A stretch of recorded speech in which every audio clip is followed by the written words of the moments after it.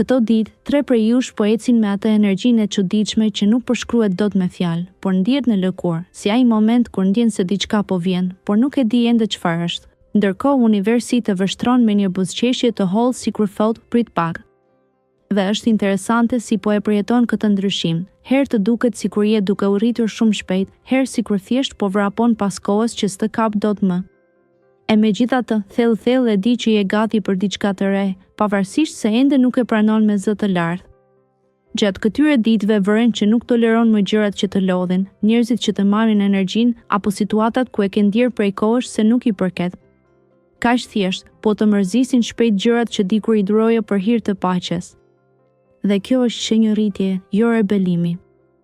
Madje edhe mënyra se si po reflektosh mbi vendimet e kaluara është ndryshe, nuk po i sheh si gabime, por si udhëzime që të sollen pikërisht këtu, në këtë moment ku je pak i hutuar, pak entuziast, pak nervoz, por më i lidhur me veten se kur më parë. Ata që të njohin, ndoshta po vënë re që je pak më i heshtur se zakonisht.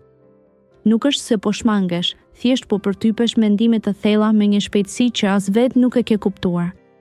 Ironikisht, edhe kur përpiqesh të dukesh normal, të tradhton ajo shkëndija e syve që tregon se diçka brenda teje po ndizet, një ide, një ndjenjë, një guxim i ri. Nuk është e rastësishme. Zakonisht, kur ti nisesh të ndjesh këtë dridhje të brendshme, pason një ndryshim i madh. Dhe nuk është dram, është zhvillim. E veçanta është se këtë herë nuk po kërkon aprovim, për herë të rrallë, po e kërkon vetëm qartësinë. Mbase e ke vënë re që disa gjëra që dikur të rëndonin tashmë duken të lehta, ndërsa të tjera që i merrje si të mirëqena po të trazojnë.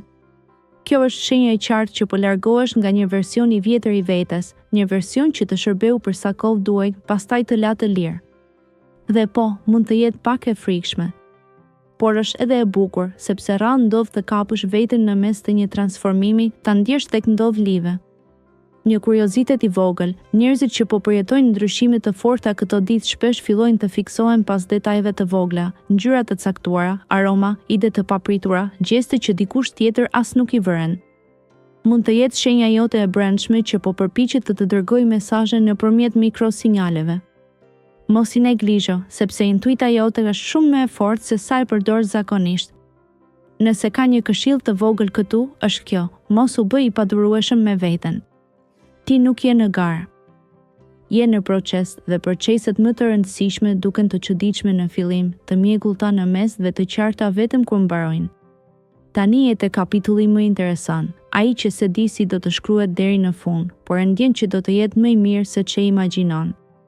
Shiko si po lëviz gjithçka rreth teje dhe e di ç'është e bukura. Edhe ti po lëviz me të. Pa e shtyrë, pa u fshehur, pa u kthyer mbrapa.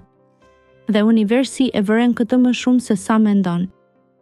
Përshëndetje, nëse kjo është hera e parë që ndodheni në kanalin ton, ju lutem subscribe, mos harroni të klikoni zilen që të informoheni të parët për videon e fundit.